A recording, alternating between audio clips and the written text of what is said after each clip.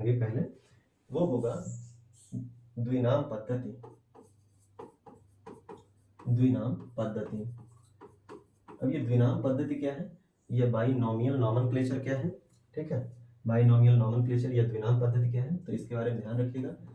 द्विनाम पद्धति Carolus Linnaeus के द्वारा विकसित एक ऐसी विधा है जिसके अनुसार किसी जंतु या किसी पेड़ पौधे का नामकरण किया जाता है। नामकरण करने का कारण क्या है कि अलग अलग जो इतने देश हैं या इतने आपको क्षेत्र दिखाई पड़ते हैं, हर जगह पेड़ पौधे या जंतुओं के अलग अलग नामों का संबोधन देखने को मिलता है। यानी भारत में किसी जीव को या जंतु को जिस नाम से जाना जाएगा, वो अमेरिका या फिर ब्रिटेन में सेम वही जंतु या जीव किसी अन्य रूप या नाम से जाना जाएगा। भारत में ही अगर हम बात करें तो भारत में ही अगर हम उत्तर प्रदेश में किसी जंतु को किसी अन्य नाम से जानते हैं, तो बिहार में या फिर झारखंड या कह लें छत्तीसगढ़ किसी दूसरे राज्य में जाते ही उस जंतु के हम अन्य दूसरे नामों को भी देख पाते हैं, सुन पाते हैं। तो ऐसी प्रक्रियाओं से जो उत्पन्न समस्या है, जिसमें एक ही जंतु के अलग अलग क्षेत्र में अलग अलग नाम दिखाई पड़ते हैं या एक ही पेड़ अलग अलग क्षेत्र में अलग अलग नामों से जाना जाता है, तो उनको एक रूप में जानने के लिए द्विनाम पद्धति विकसित की गई। और अब इस पद्धति की बात करें तो इसको निर्मित करने वाले जो वैज्ञानिक थे उनका नाम है कैरोलस लिनियस। यानी कि द्विनाम पद्धति की शुरुआत भी सबसे पहले किसने करी? कैरोलस लिनियस के द्वारा की गई, लिनियस के द्वारा की गई। और इनके द्वारा द्विनाम पद्धति की शुरुआत की गई, इसीलिए इनको द्विनाम पद्धति का भी जनक कहा जाता है। यानी कैरोलस लिनियस आधुनिक वर्गीकरण के जनक हैं, कैरोलस लिनियस द्विजगत प्रणाली के जनक हैं और कैरोलस लिनियस द्विनाम पद्धति के भी जनक हैं। इनके द्वारा ध्यान रखने वाली बात यह होगी कि इनके द्वारा जो द्विनाम पद्धति की प्रक्रिया और इसके नियम जो बनाए गए, उसके लिए इन्होंने एक पुस्तक की रचना की, जिस पुस्तक का नाम है फिलोसफिया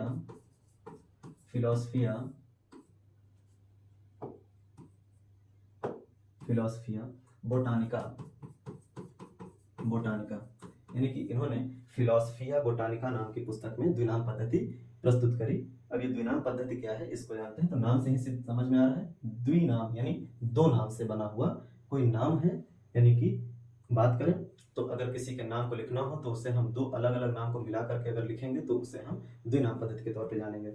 इसके नियम इनके द्वारा दिए गए, तो कुछ प्रमुख नियम है जिसको हम लोग जान लेते हैं। सबसे पहले अगर बात की जाए तो इनके द्वारा जो कहा गया कि किसी भी जीव का नाम दो शब्दों से मिलकर बनेगा, दो शब्दों से मिलकर बनाया जाएगा, मिलकर बनेगा।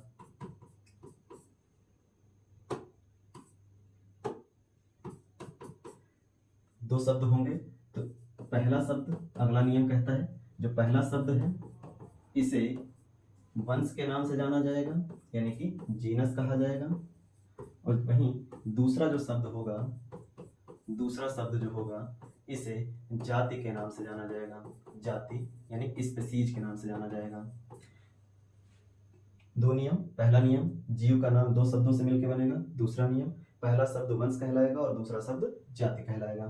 अगले नियम की बात करें तो वंश के नाम का जो पहला अक्षर होगा, अक्षर सदैव बड़े अक्षरों में, सदैव बड़े या यूं कह लें कैपिटल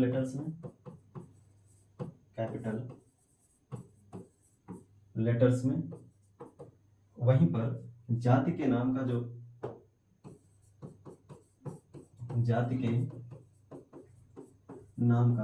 जो पहला अक्षर होगा ये सदैव छोटे अक्षरों में प्रारंभ होगा, सदैव छोटे अक्षरों यानी स्मॉल लेटर से लिखा जाएगा। ठीक है, तो इनके जो प्रमुख नियम है वो ये हैं कि जीव का नाम दो शब्दों से मिलकर बनेगा, पहला शब्द वंश, दूसरा शब्द जाति कहलाएगा। जाति के नाम का जो पहला अक्षर होगा वो छोटे अक्षरों में, जबकि वंश के नाम का जो पहला अक्षर होगा बड़े अक्षरों में। एग्जाम्पल के लिए अगर हम बात करें तो एग्जाम्पल अगर हम उठाएं तो ध्यान दें, एक एग्जाम्पल ले रहे हैं उसे ध्यान रखिएगा। जैसे मनुष्य का अगर वैज्ञानिक नाम लिखा जाए तो मनुष्य का वैज्ञानिक नाम होता है होमो सैपियंस। ठीक है, होमो सैपियंस। तो इसमें जो ये पहला शब्द है ये है वंश का नाम, और ये जो दूसरा शब्द आपको देखने को मिलता है ये है जाति का नाम। अब मनुष्य कहीं का भी रहने वाला हो, किसी भी देश या किसी भी क्षेत्र का रहने वाला हो, हर एक मनुष्य का एक कॉमन वैज्ञानिक नाम है जिसे हम होमो सैपियंस कहते हैं। वर्तमान में मनुष्य के अधिक विकसित होने के क्रम में वैज्ञानिक नाम में थोड़ा परिवर्तन लाया गया है और वैज्ञानिक नाम अब होमो सैपियंस सैपियंस कर दिया गया है। लेकिन जो एक लिखने की प्रक्रिया है उसको समझने की जब बात आती है तो मनुष्य के नाम को हम होमो सैपियंस करके, होमो को वंश का नाम और सैपियंस को जाति का नाम के रूप में जानते हैं। और यहाँ आप देख रहे होंगे कि हमने जो नाम लिखा है इसमें होमो यानी जो वंश का नाम है इसमें पहला अक्षर कैपिटल लेटर से प्रारंभ किया है, जबकि सैपियंस में जो पहला अक्षर है एस उसे हमने स्मॉल लेटर में लिखा हुआ है। तो ये ध्यान रखिएगा, ये कुछ प्रमुख कह सकते हैं नियम है। इसके अलावा अन्य भी नियम आते हैं, जैसे कि अगर हाथ से किसी जगह पर लिखा जाता है, यानी कि अगर कहीं आप हाथ से लिखते हैं वैज्ञानिक नाम, तो वैज्ञानिक नाम लिखने के दौरान हाथ से लिखने पर उसे अंडरलाइन करके करना होगा। जबकि छपाई करने यानी किसी कागज या किसी मुद्रण या प्रिंटिंग या किताब में अगर आप वैज्ञानिक नाम लिखते हैं तो वहां पर इटैलिक फॉन्ट में यानी तिरछे अक्षरों में नामों को लिखने की प्रक्रिया अपनाई जाएगी।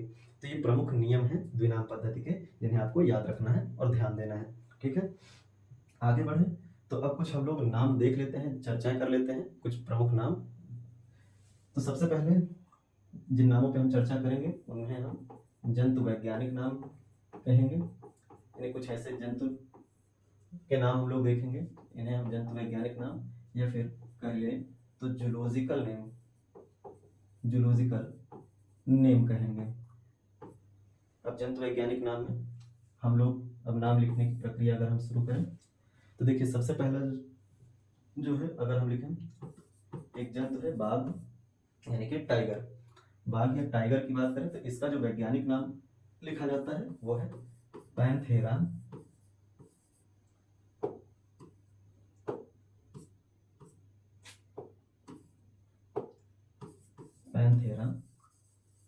टाइग्रिस।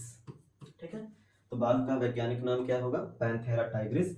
और ये जो है हमारे देश का राष्ट्रीय पशु है, ये आपको याद रखना है, यानी नेशनल एनिमल है। दूसरी अगर हम बात करें तो नाम निकल के आता है एक मोर का।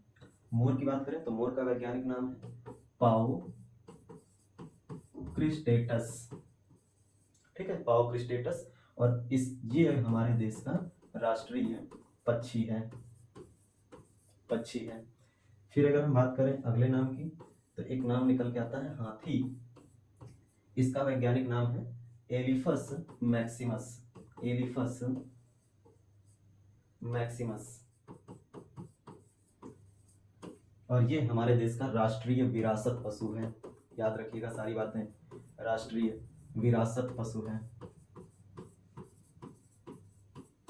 फिर अन्य नाम पे चर्चा की जाए तो अगले नाम आते हैं, एक आता है गंगा डॉल्फिन।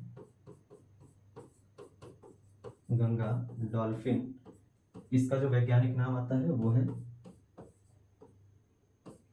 प्लेटेनिस्टा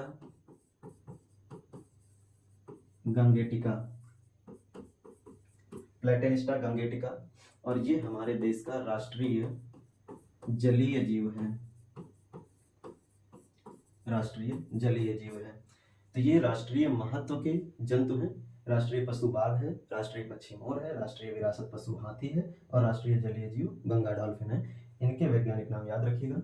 अन्य जो वैज्ञानिक नाम महत्वपूर्ण है उनकी अगर हम बात करें तो गाय का नाम आता है गाय, जिसको हम लोग वैज्ञानिक नाम अगर बात करें तो वैज्ञानिक नाम आता है बॉस इंडिकस। फिर अगर हम और नाम देखें तो और नाम में आता है जैसे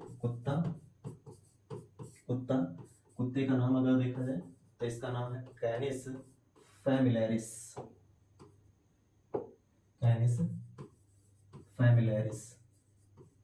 ठीक है,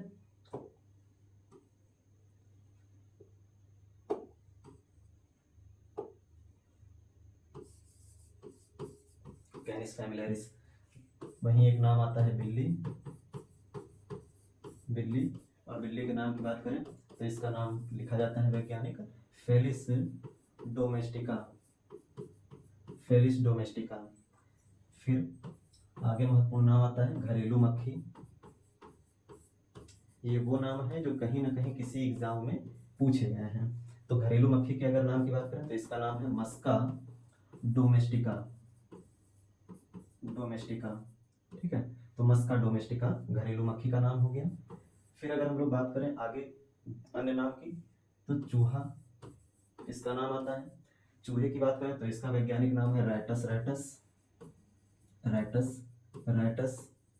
बस ध्यान रखना है वैज्ञानिक नाम लिखते समय कि जो वंश के नाम का पहला अक्षर होगा हमेशा कैपिटल लेटर से शुरू होना चाहिए, और जाति के नाम का जो पहला अक्षर होगा हमेशा स्मॉल लेटर से स्टार्ट होना चाहिए। फिर अगर हम बात करें, नाम आता है केंचुआ। केंचुआ, इसका जो वैज्ञानिक नाम आता है वो है फेरिटिमा पोस्थुमा। फेरिटिमा पोस्थुमा, ये केंचुए का वैज्ञानिक नाम निकल के आता है। तो ये 10 महत्वपूर्ण नाम हैं जिनको आपको याद रखना है। और केंचुआ इसलिए इंपॉर्टेंट ज़्यादा हो जाता है क्योंकि केंचुआ को किसानों का मित्र, किसानों का मित्र, प्रकृति का हलवाहा,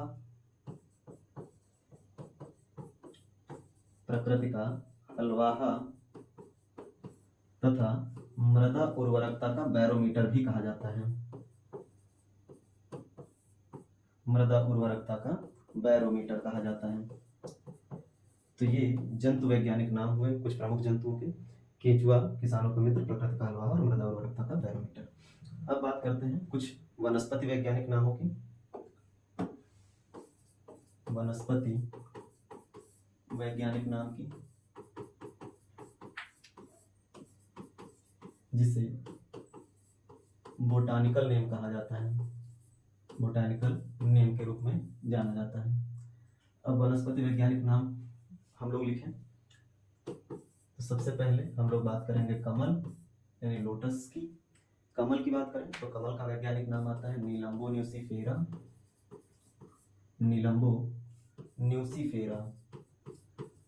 और ध्यान दीजिए, ध्यान रखिएगा, जितने भी नाम हम लिखा रहे हैं वो कहीं ना कहीं एग्जाम में पूछे गए हुए हैं और इसलिए आपके साथ साथ चल रहे हैं ताकि आप भी चीज़ों को सीधे साथ में ही पढ़ते जाएं और नोट करते जाएं, आपका कुछ छूटने ना पाए।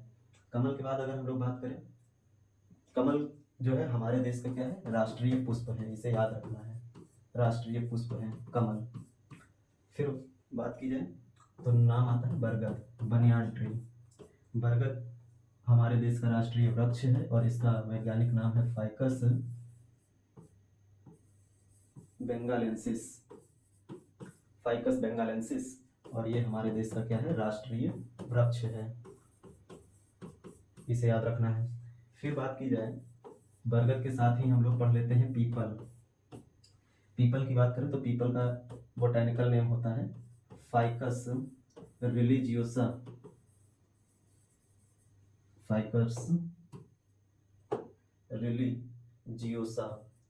और इसके बारे में ध्यान रखिएगा, पीपल के वृक्ष के बारे में, कि पृथ्वी पर पाया जाने वाला एकमात्र वृक्ष है जो अपने 100% ऑक्सीजन उत्पादन के लिए जाना जाता है। यानी ये दिन और रात दोनों ही समय ऑक्सीजन उत्पादन की क्रिया के लिए जाना जाता है। अन्य कोई भी प्लांट ऐसा नहीं है पृथ्वी पर जो पीपल के समान दिन और रात दोनों ही कंडीशन में ऑक्सीजन उत्पन्न करता हो। बात करेंगे पीपल को लेकर के अभी कुछ दूसरे टर्म के साथ में। फिर आगे हम बात करें अन्य नाम, जैसे आम की बात करें तो आम का है मैंगीफेरा इंडिका। आम का वैज्ञानिक नाम क्या है, मैंगीफेरा इंडिका। इंडिका, और ये हम लोगों के देश का राष्ट्रीय फल है, इसे आप ध्यान रखिएगा। फिर आती है बात नीम की, तो नीम का वैज्ञानिक नाम लिख लेंगे एजाडी रक्स्टा इंडिका। ये नीम का वैज्ञानिक नाम हो गया।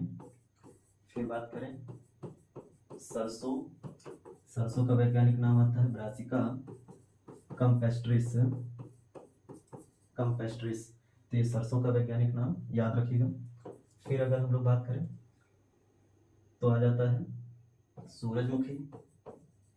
सूरजमुखी, और सूरजमुखी के वैज्ञानिक नाम की बात करें तो इसका वैज्ञानिक नाम होता है Helianthus, Helianthus anus,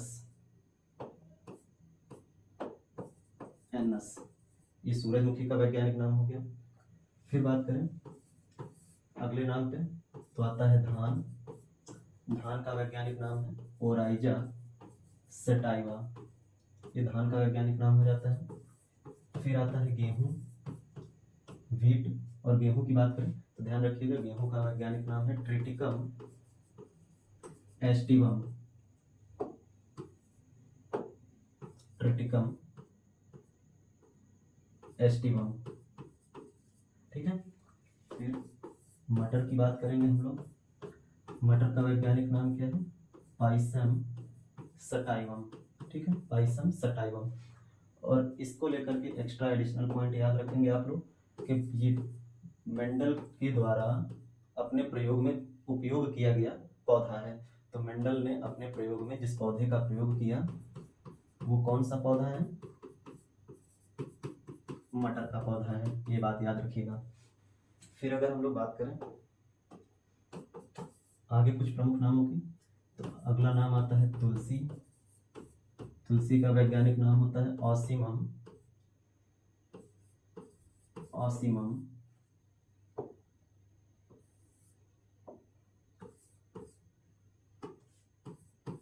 sanctum, Ocimum sanctum, ठीक है, ये ध्यान रखेंगे। फिर बात आती है गेंदा, जिसको कहा जाता है टैजेटस पटूला, टैजेटस पटूला, ये गेंदा का वैज्ञानिक नाम हो जाता है। अन्य और नाम अगर देखें तो जैसे टमाटर, टमाटर को लाइकोपर्सिकम,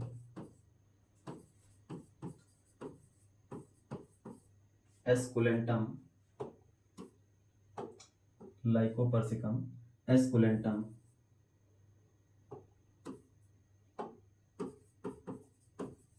नाम से जाना जाता है।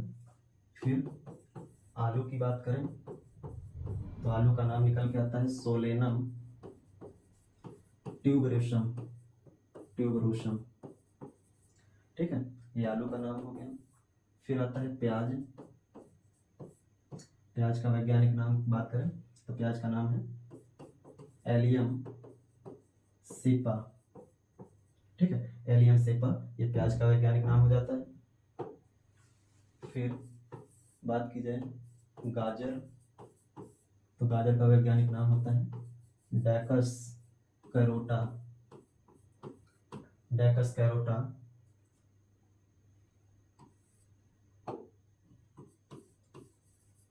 ये गाजर का वैज्ञानिक नाम हो जाता है। फिर आता है मूली, और मूली का वैज्ञानिक नाम हो जाता है रफैनस सटाइवस, ठीक है, ये मूली का वैज्ञानिक नाम हो जाता है। फिर आगे बात की जाए तो अगला नाम आता है जो मुख्य रूप से हम लोग देखते हैं वो है बेलाडोना, बेलाडोना। बेलाडोना की बात की जाए तो इसका नाम होता है एट्रोपा, एट्रोपा बेलाडोना। अब ये क्यों इंपॉर्टेंट है तो ध्यान रखेंगे, जो एट्रोपा बेलाडोना का पौधा होता है इससे एट्रोपीन, एट्रोपीन औषधि प्राप्त की जाती है, औषधि, एट्रोपीन औषधि प्राप्त की जाती है और इसका उपयोग किया जाता है आंख की पुतली को फैलाने के लिए, आंख की पुतली को फैलाने के लिए, ठीक है। तो एट्रोपा बेलाडोना से एट्रोपीन औषधि प्राप्त होती है जिससे आंख की पुतलियों को फैलाने का कार्य किया जाता है, इलाज में इसका यूज किया जाता है। फिर बात की जाए चाय, चाय का वैज्ञानिक नाम कैमेलिया साइनेंसिस, साइनेंसिस, ये चाय का वैज्ञानिक नाम हो गया। और चाय में ध्यान रखेंगे एक उत्तेजक पदार्थ पाया जाता है चाय में जिसे थीन कहते हैं, तो ध्यान रखेंगे चाय में थीन नामक उत्तेजक पदार्थ होता है, उत्तेजक पदार्थ, इसीलिए चाय पीने पर नींद दूर हो जाती है, ठीक है। फिर बात करें तो अगला आता है कॉफी, यानी वैज्ञानिक नाम की बात करें तो कॉफिया अरेबिका, इसका वैज्ञानिक नाम है कॉफिया अरेबिका। और कॉफी में भी ध्यान रखना है आप लोगों को कि इसमें कैफीन नामक, कैफीन नामक उत्तेजक पदार्थ होता है, उत्तेजक पदार्थ होता है। ठीक है, तो कॉफी में कैफीन होता है, ये याद रखना है। फिर आगे अगर हम बात करें और नाम, तो नाम आता है भिंडी। भिंडी, और भिंडी की बात करें जिसको लेडी फिंगर के नाम से जानते हैं, इसका वैज्ञानिक नाम होता है abelmoschus, abelmoschus esculentus, abelmoschus esculentus, ये भिंडी का वैज्ञानिक नाम हो जाता है। फिर आता है गन्ना। गन्ना, गन्ना का वैज्ञानिक नाम होता है सकैरम, सकैरम ऑफिसिनेलिस या ऑफिसिनेल, कहीं कहीं ऑफिसिनेल लिखा मिलता है और कहीं कहीं ऑफिसिनेलिस लिखा मिलता है। फिर बात करें तो अगला आता है सेब। सेब जिसको हम लोग पायरस मैलस के नाम से जानते हैं, पायरस मैलस के नाम से जानते हैं। फिर आता है अशोक का पौधा, अशोक, और इसका वैज्ञानिक नाम होता है सराका इंडिका, सराका इंडिका। फिर यहीं पे आगे आता है इमली। इमली, इमली का वैज्ञानिक नाम आता है टैमरिंडस, रिंडस इंडिका। तो इमली का वैज्ञानिक नाम क्या हो जाता है, टैमरिंडस इंडिका। फिर आता है कुनैन। कुनैन, कुनैन का वैज्ञानिक नाम होता है सिंकोना ऑफिसिनेलिस, सिंकोना ऑफिसिनेलिस। कुनैन मलेरिया के उपचार में प्रयोग की जाने वाली औषधि है, ये याद रखिएगा। इसका प्रयोग किसमें किया जाता है, कुनैन का मलेरिया रोग के उपचार में। ठीक है, मलेरिया रोग के उपचार में, ये बात एक्स्ट्रा में याद रखनी है आपको। फिर अगर हम बात करें तो अगला नाम आता है भांग या गांजा कह लें। ठीक है, भांग, गांजा या हेम्प, इसकी अगर हम बात करें तो इसका जो साइंटिफिक नेम होता है कैनाबिस सटाइवा, कैनाबिस सटाइवा। ठीक है, भांग, कैनाबिस सटाइवा। फिर अगला नाम आता है छुई मुई, छुई मुई, जिसे हम लोग लाजवंती के नाम से भी जानते हैं, लाजवंती। तो छुई मुई या लाजवंती की अगर बात करें तो इसका वैज्ञानिक नाम आपको निकल के आता है मिमोसा पुडिका, मिमोसा पुडिका। छुई मुई या लाजवंती का नाम है। फिर मिर्च का अगर हम लोग बात करें, मिर्च का वैज्ञानिक नाम, तो इसका वैज्ञानिक नाम होता है कैप्सिकम,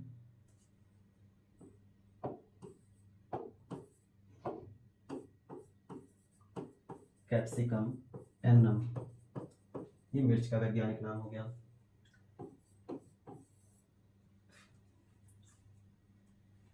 तो ये प्रमुख नाम है, इन्हें आपको याद रखना है। एक लास्ट और याद रख लेना है, और वो है गुड़हल। गुड़हल का वैज्ञानिक नाम होता है हिबिस्कस रोजा साइनेंसिस, हिबिस्कस रोजा साइनेंसिस, ये गुड़हल का वैज्ञानिक नाम हो गया। तो इतने नाम आपको याद रखने हैं द्विनाम पद्धति के पढ़ने के दौरान। ठीक है, तो ये सारी बातें हम लोगों ने डिस्कस कर ली हैं। आप सही से अच्छे से नोट्स बना करके पूरी तैयारी अपनी करिएगा। आज की क्लास में बस इतना ही, धन्यवाद।